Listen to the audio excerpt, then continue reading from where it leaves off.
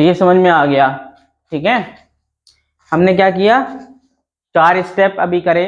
पहला तो हमने ए और सी को मल्टीप्लाई कर लिया था, सी और ए को मल्टीप्लाई किया, वो जो टर्म हमारे पास आया उसके हमने फैक्टर्स किए, फिर उन फैक्टर्स को आपस में प्लस करके या माइनस पर करके ऐसा लाना था कि वो बीच का आ जाए। ठीक है, प्लस और माइनस कौन डिसाइड करेगा, सी का साइन डिसाइड करेगा। ठीक है, यहाँ पे क्या है, प्लस का साइन है तो इसका मतलब हम क्या करेंगे, प्लस करके लेके आएंगे, अगर माइनस होता तो माइनस करके लेके आते। तो जब हम लेकर आए तो क्या है, प्लस करके ये इक्वेशन बन गई हमारी, एक्स स्क्वायर माइनस लगाया 3 + 2 किया एक्स + 6। अब पांचवा स्टेप क्या है, पांचवा स्टेप ये है, यहां पे लिख लो,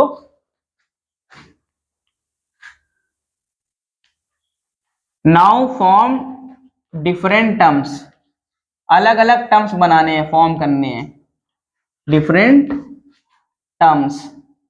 ठीक है, अलग अलग टर्म्स क्या करने हैं, फॉर्म करने हैं। यानी कि अब ये 5 है, इसको जोड़ना नहीं ना, इसको अलग अलग करना है। ठीक, एक्स स्क्वायर, देख लो पहले, लिखो नहीं, समझो, एक्स स्क्वायर माइनस है, ये माइनस लगा दिया, सपोज कर लो, ये एक्स इसको अंदर मल्टीप्लाई करा दिया, यहाँ पे क्या आ गया, 3x + 2x + 6। ये ब्रैकेट क्यों लगाया है, क्योंकि माइनस को भी अंदर नहीं भेजा हमने। इतना समझ में आया। ठीक, फिर हमने क्या किया, माइनस को अंदर जब भेजा तो एक्स स्क्वायर माइनस का 3x और माइनस का 2x, अंदर के सबको माइनस कर देता है, प्लस का 6, ये कर लिया। यानी क्या क्या कर लिया, फॉर्म डिफरेंट टर्म्स, अलग अलग हमने टर्म्स बना लिए। ठीक है, इतना समझ में आया। ठीक, फिर अब इन टर्म्स में से दो दो पेयर को डिवाइड कर लेना है, एक ये पेयर लिया, एक ये पेयर ले लिया। ठीक, दो दो पेयर, पेयर मतलब जोड़े, डिवाइड कर लेना है। फिर इनमें से क्या लेना है, छठा step, now take common from the pairs, मतलब क्या लेना है आप तुमको, कॉमन लेना है इन पेयर्स से। इधर देखो, क्या लेना है, कॉमन लेना है इन पेयर्स से, यानी ये जोड़ा और ये जोड़ा। अब इन दोनों में से क्या चीज कॉमन आ रही है बताओ, x कॉमन है ना, 3 तो कॉमन है नहीं ना, 3 कॉमन होता तो 3 इसमें भी होना चाहिए, इसमें भी होना चाहिए, या फिर यहाँ 9 होता तो 3 से डिवाइड हो जाता, कॉमन ले लेते, लेकिन यहाँ नहीं है। तो यहाँ पे हमने x को सिर्फ कॉमन लिया, तो यहाँ क्या बचेगा, x - 3, इतना बचा। ठीक है, अब यहां से हमने क्या लिया, माइनस का, यहां क्या कॉमन ले लिया, यहाँ क्या कॉमन है, 2 कॉमन है, क्योंकि 2 इधर भी आ जाएगा तो 2 3 जा, ये इसे भी डिवाइड कर देगा। तो जब हमने 2 कॉमन लिया यहाँ पे, और साथ ही साथ माइनस को भी खींच रहे हैं, माइनस को भी खींच रहे हैं, तो यहाँ पे बचेगा x प्लस आएगा कि माइनस आएगा, -3। क्यों माइनस क्यों आएगा, क्योंकि हमने माइनस को भी तो कॉमन लिया, जब माइनस कॉमन लेंगे तभी तो यहाँ पे, अब देखो माइनस को अंदर ले जाएंगे तभी तो प्लस बनाएगा। अगर यहाँ हम प्लस लिख देते तो माइनस ना बना देते जब ब्रैकेट खोलते। अरे यार, अगर हमने प्लस लिख दिया, सपोज कर लो हमने प्लस लिख दिया तुम्हारे कहने पे, अब हम ब्रैकेट खोल रहे हैं, -2 को अंदर मल्टीप्लाई करा रहे तो ये -2x बन गया, और यहाँ पे माइनस का 6 बन जाता है, -2 और +3, 2 3 जा 6, माइनस का 6 बन जाता, तो ये गलत ना आ जाता। और जबकि क्या आना चाहिए था, इसको माइनस का 2x प्लस का 6 आना चाहिए था, ये क्या आ रहा था, माइनस का 6, गलत आ रहा था कि नहीं आ रहा था। तो इस वजह से जब हमने माइनस को भी तो कॉमन लिया है, माइनस को भी कॉमन लिया तो अंदर वाला साइन माइनस, ये दोनों डब्बे सेम आएंगे, समझ लो, जो पहले में ये डब्बे में आएगा वो सेम डब्बे इधर ही आएगा, ये 100% राइट होता है, 100% राइट होता है। ठीक है, ये दोनों डब्बे सेम आने चाहिए, दोनों डब्बे सेम आने चाहिए। अब भैया ये देखो, ये डब्बा और ये डब्बा, ये भी तो सेम है, तो इसको भी कॉमन ले लिया, कॉमन से भी कॉमन ले लिया, और जब इसको कॉमन लिया तो यहाँ पे क्या बचा, सिर्फ x बचा और माइनस का 2 बचा, और यहाँ पे जो हमने कॉमन लिया था डब्बा, यहाँ पे बचा x - 3, और ये पूरे से मल्टीप्लाई होगा, नहीं समझ में आया? ये कॉमन लेना नहीं आया? कैसे ले लिया? नहीं आया? चलो ठीक है, देखो बता रहे हैं। सपोज कर लो ये x माइनस 3 सेम है और ये भी सेम है, दोनों डब्बे हैं। तो हमने कहा कि ये डब्बा ये क्या है? k है। क्या है? k है। तो यहाँ पे क्या बचा? एक्स के माइनस 2k, ये बचा है ना। डब्बे को हमने k बता दिया। अब हमने कहा कि बाबू k कॉमन है, दोनों में k है, तो हमने कहा k कॉमन ले लो। k को जब हमने कॉमन लिया तो यहाँ क्या बचा? x माइनस 2, ये बचा। अरे इतना नहीं आया? इतना आया कि नहीं आया? तो k था क्या? x माइनस 3 तो था ये है, तो ये ऐसे आ गया। अरे नहीं आया? k x माइनस 3 था, वो लिख दिया हमने।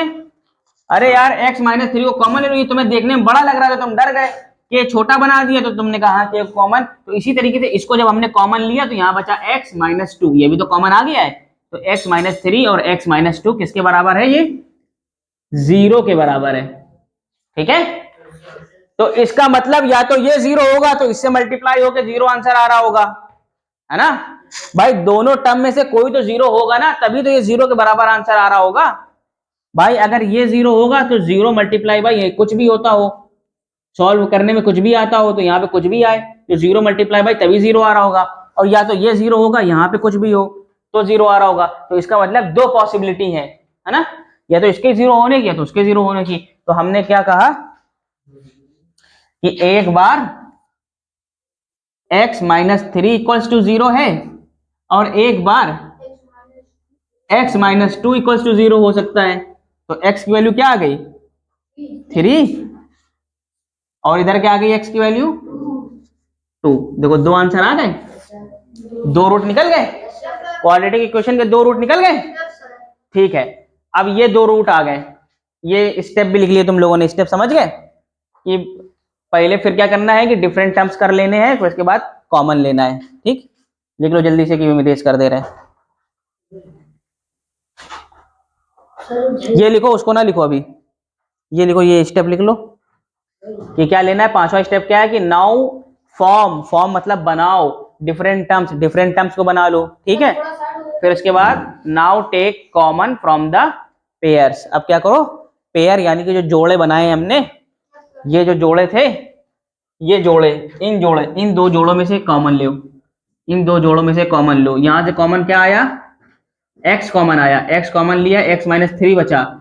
यहां से कॉमन क्या आया? 2 आया, कॉमन 2 लिया। तो यहाँ पे माइनस क्यों आया? क्योंकि ये दोनों सेम होना चाहिए, और माइनस इस वजह से आया क्योंकि अंदर जाके उस मल्टीप्लाई होगा तो सेम आना चाहिए। ठीक है, ये समझ में आया कि नहीं आया किसी को? काशिफ नहीं आया? दिक्कत हो रही है? अभी दूसरा क्वेश्चन करेंगे सेम, तो थोड़ा बहुत आएगा दिमाग में। फर्स्ट टाइम पढ़ लो यार, कोई मसला नहीं है। इतना समझ में आ गया? देखो सीधाराचार्य अभी बाद में बताएंगे। तो x की वैल्यू कितनी आ गई? 3, और x की वैल्यू 2 आ गई, यानी कि इस इक्वेशन के कितने रूट्स हो गए? 2 रूट्स हो गए। ठीक है, ओके। तो x की वैल्यू क्या आई? 3 और एक 2। ठीक, तो अब f2 फाइंड करो, यानी कि x की जगह पे 2 रख दो। एक 2 आई है वैल्यू, तो यानी कि क्या आएगा? x स्क्वायर, 2 का स्क्वायर। देखो x था तो सब x के टर्म में थे, अब इसके अंदर 2 आ गया तो x की जगह पे 2 भर देंगे। 2 का स्क्वायर माइनस का 5, 2 और प्लस का 6। अब देखो सॉल्व करो, ये कितना आ रहा है? 2 2 जा 4 माइनस 10 प्लस 6, तो प्लस 6 और प्लस 4 कितना हो गया?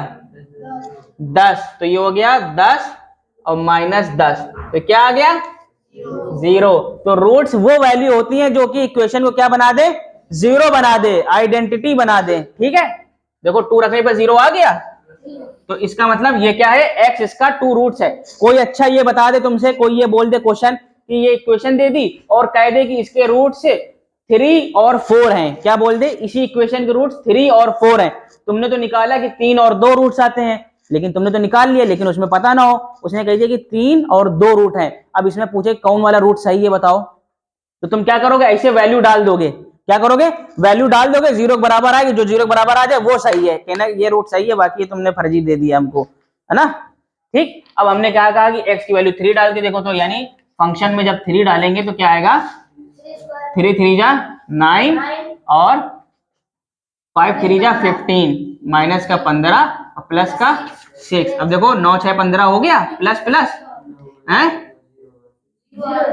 15 माइनस 15, ये किसको नहीं आ रहा है कि 0 0, ये आया कि नहीं आया।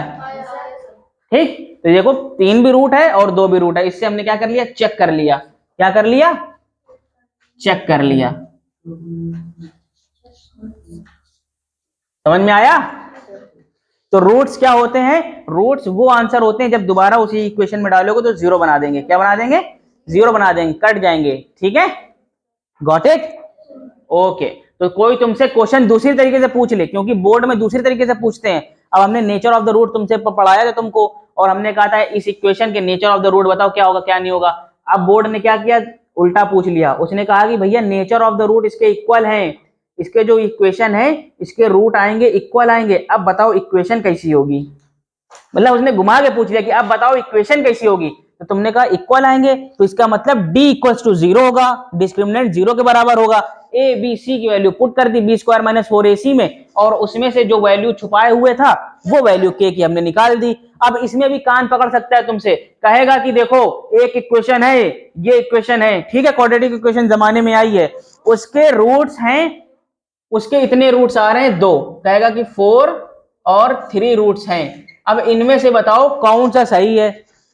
अब तुम घबरा जाओगे भाई ये कैसे पूछ लिया यार इसने, तो जब तुम्हारे पास दिमाग होगा और तुमने सीखा होगा कि रूट्स वही सही होते हैं कि जो कि इक्वेशन में डालने के बाद उसको जीरो बना दें। तुमने कहा यार हम तो चेक कर लेंगे, कहा कि पहले 4 डाला तो जीरो नहीं आ रहा, यहाँ पे समझ लो अगर 2 आ रहा होता जोड़ जाड़ के तो कहते कि रूट्स ये नहीं हो सकता है, अगर यहाँ पे फिर हमने 3 डाला तो देखा 0, तो इसका मतलब ये रूट है, वहां पे टिक कर दिया, बेहतरीन 4 नंबर आ गए। तो घुमा के पूछ लेगा वो तुम लोगों से, समझ में आ रही। ओके, इतना समझ में आया solving of the quadratic equation किस तरीके से सॉल्व करते हैं। अभी हमने एक क्वेश्चन लिया है, अभी हम देखो दूसरा क्वेश्चन लेते हैं और देखते हैं कैसे सॉल्व करते हैं नेक्स्ट क्वेश्चन। चलो इसको इरेज करो आगे फौरन।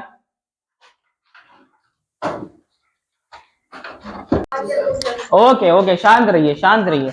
अभी हमने फैक्टराइजेशन मेथड से कुछ तरीके देखे, स्टेप्स देखे किस तरीके से सॉल्व करते हैं। अभी 2 क्वेश्चन और टैकल करते हैं ताकि आपको क्या मिल जाए, इससे एक और इनसाइट मिल जाए, एक्स्ट्रा इनसाइट मिल जाए, ताकि क्या हो कि इजिली आप गो थ्रू कर लो। शांत रहें सब लोग। देखिए अब ये इक्वेशन दी गई है, function 3x square plus 7x plus 4, 3x square plus 7x plus 4, इसमें से a 3 है और c कितना है 4 है प्लस का, ठीक है। तो क्या करेंगे, हमने क्या कहा कि a और c का मल्टीप्लाई करा देंगे, कितना आया 12, 12 आया। अब 12 के फैक्टर ऐसे करने हैं ताकि इनको जोड़ के, क्यों जोड़ के, क्योंकि यहाँ पे प्लस का साइन लगा है, तो जोड़ के यहाँ पे 7 लाना है। तो हमने जब 12 करा, 12 2 6 जा 12, 2 3 जा 6, 3 1 जा 3, ठीक, ये समझ में आया। ठीक, तो इससे क्या हो रहा है कि अब इनको जोड़ने हैं, जोड़ना है तो देखो जरा जोड़ रहा है, 3 2 जा 6, 6 प्लस 2 कितना हो रहा है 8, नहीं आ रहा है 7 के बराबर, 2 2 जा 4 और 4 3 जा 12, तो यानी कि ये जो दो फैक्टर हैं 4 और 3, इन दोनों को मल्टीप्लाई करने के बाद क्या आ रहा है 12 आ रहा है, और जोड़ने के बाद 7 आ रहा है, तो यानी कि ये 4 और 3 हो सकते हैं। ठीक है, सबसे पहले 12 के फैक्टर देखो, ये कर लिया, एलसीएम जरूरी नहीं, अब एलसीएम 12 के